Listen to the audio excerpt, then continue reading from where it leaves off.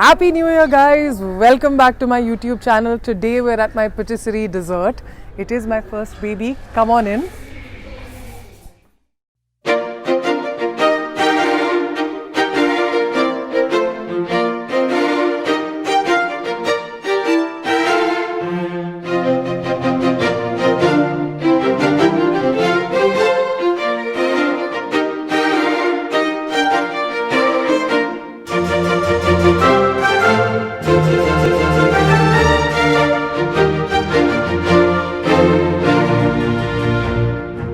Today is a very special video. We are finally in my patisserie and cafe.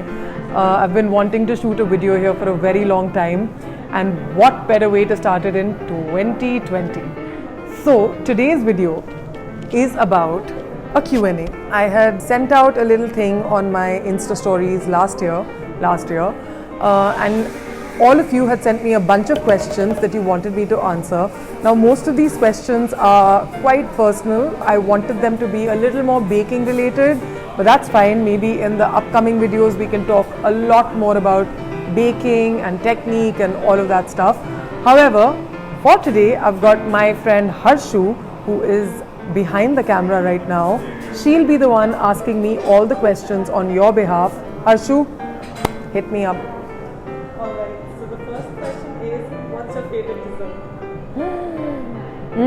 My favorite dessert would be a millefeuille. Definitely a millefeuille. For those of you that don't know what a millefeuille is, it is this beautiful, nice, yummy, delicious puff pastry sandwich. So there are two crispy puff pastries inside, which there's the filling of crème pâtissière, so a vanilla flavored one or a caramel flavored one. It's too good. Is it tough to remain fit when you're surrounded with all of this? 100%. It is super tough. You can't. You just cannot. When you're surrounded by all of this every single day, it is so hard to remain fit. I'll be lying if I said that I have one cheat meal in a week. I have at least 5 cheat meals in a week. I try and work out, but these days that's only happening in my head. I'm just not being able to wear my shoes and run outside. It's not happening, but I will do a 2020 resolution. Talk about your journey and how did you find your passion?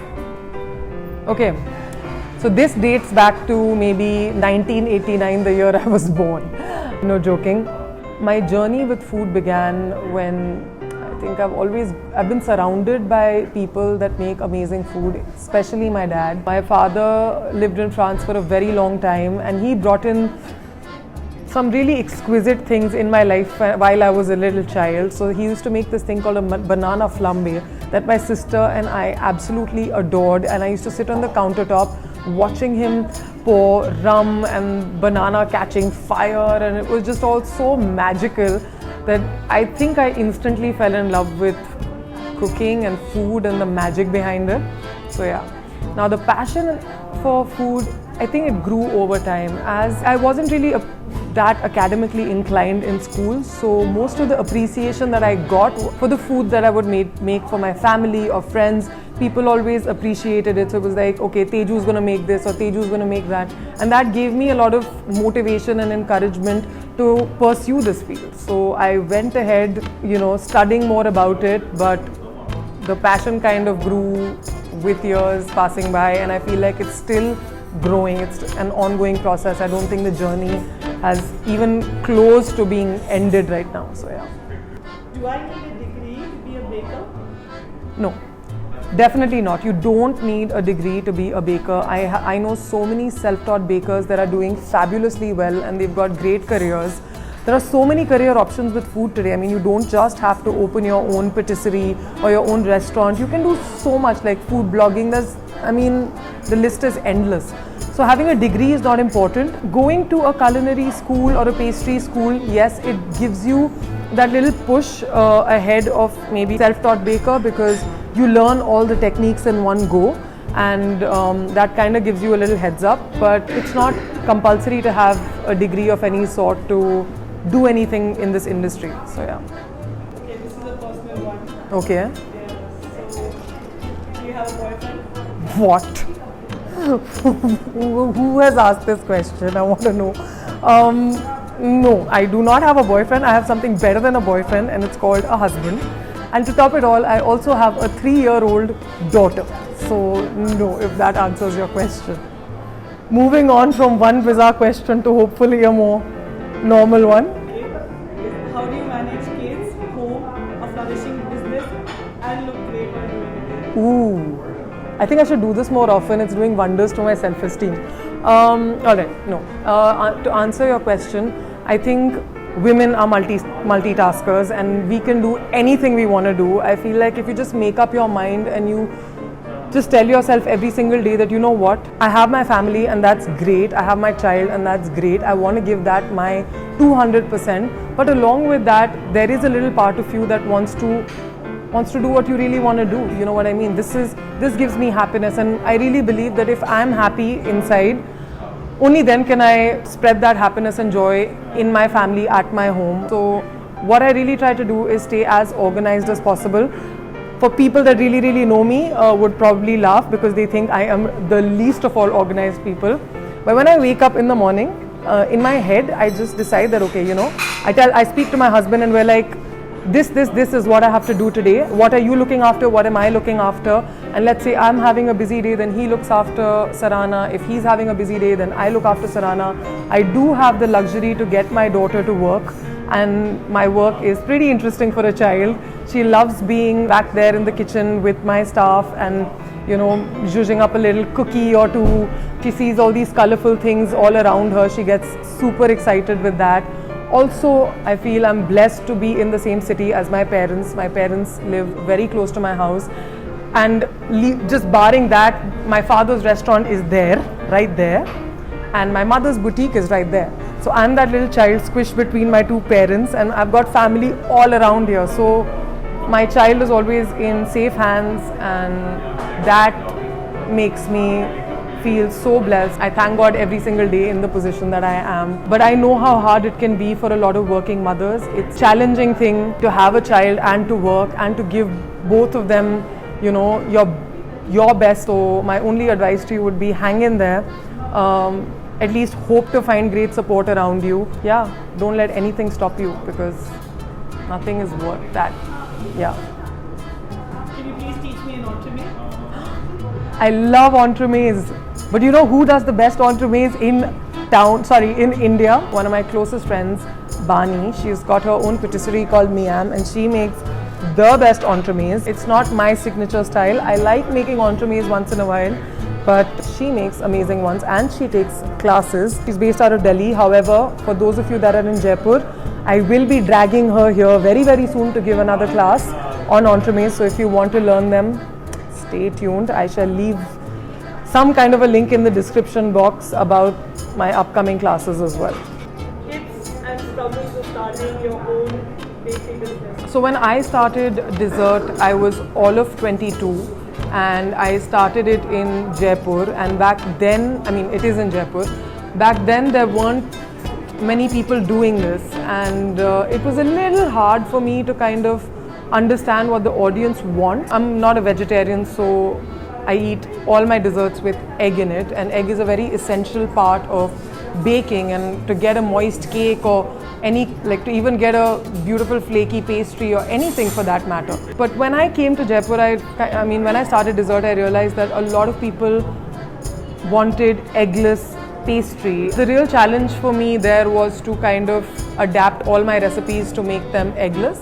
So that would be one of the things that I really struggled with. Now I don't. We have a bunch of things on our menu that are eggless. One big tip that I want to give to everyone out there is find your signature style. I think it's so important to not copy what everyone else is doing. It's very important to kind of find your own footing and really believe in something that you like. It could be anything. It could be the way you decorate your cakes, or it could be a certain style of pastry that you want to make. So figure out your own signature style, and we should all uplift each other. I really, really believe in healthy competition. I'd rather collaborate with someone than, pull them down and be like, oh, this is my competition and I better, win in some kind of an imaginary competition of my own. No. I think it's very important to have healthy competition and collaborate with people and grow together. Yeah. The next one is, can you make an eggless macaroon? Ooh, can I?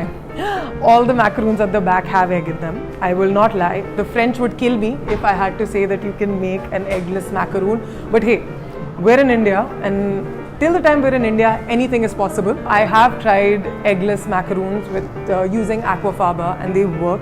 In fact, I've given a class also about how to make an eggless macaroon. It is possible. Having said that, hashtag promoting.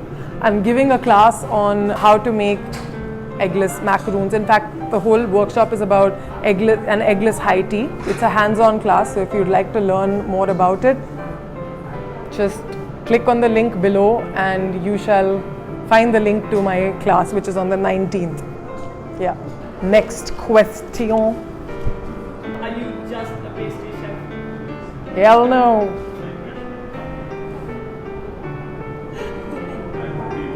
No, I'm not just a pastry chef.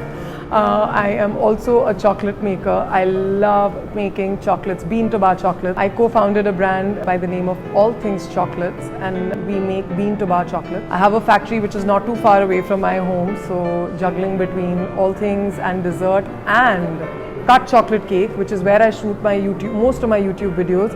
I take short courses and workshops there too, where I teach people how to bake and also how to make chocolates. And I have guest chefs coming over every now and then to showcase their work. So yeah. So when are you going to stop stealing my clothes? Was that Apurvi that asked that question? Never, because without your clothes, I don't know how I'll shoot my YouTube videos or go anywhere else. So my younger sister, is a shooter for the Indian team, and she travels a lot for her tournaments. By and large, she's the one that has all the amazing clothes, and all I have to do is conveniently walk up to her room, open her cupboard, steal her clothes because she's hardly ever in town, wear them and move on. So yeah, in this lifetime, no, never. So what was the highlight of 2019 for you? For starters, I turned 30. I started my YouTube channel. But the biggest one has to be when I shot this episode with Chef Gary for Masters of Taste Season 2. That was the highlight. So the episode aired in Feb last year, and I can't tell you how excited I was. In fact, he came here, we shot a few scenes here. It was magical. It was really magical. And what upcoming food trends do you see for the next decade? In general, everyone's gravitating towards veganism and zero waste and sustainable and all of that. So I feel like a part of that is now going to come into pastry in a big way too. Entremets are still winning in a big, huge way. So yeah, it'll be interesting to see what 2020 actually has to offer. It's very hard to predict exactly what's going to happen, but definitely where I see myself is leaning towards more lesser wastage, trying to use more indigenous, local produce and put them in my pastry as well. So yeah, that's what I'm trying to do. Also, we try anything that's left over, or in my YouTube videos, if I'm shooting a recipe and I've got dessert that's left, even in my workshops, we tie up with Feeding India so that one gets to spread the love all around. Yeah. Since it's a Q&A, somebody wanted to know what's your favorite color?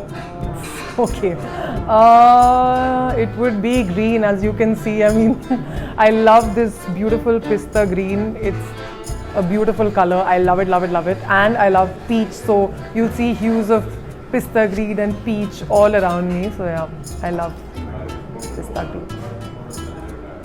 Your entrepreneurship journey, question mark, question mark, question mark. Oh wow.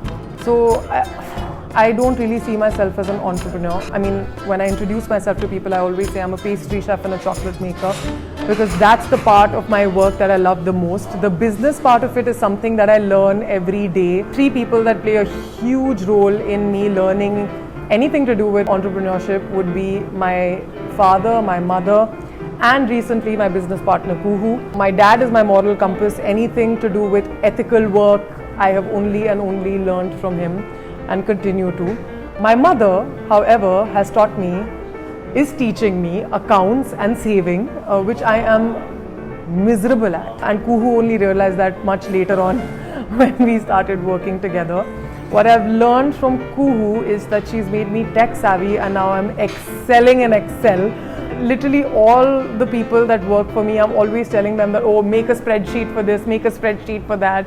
So yeah, I mean, her and I were growing together and learning tips and tricks of the trade every day.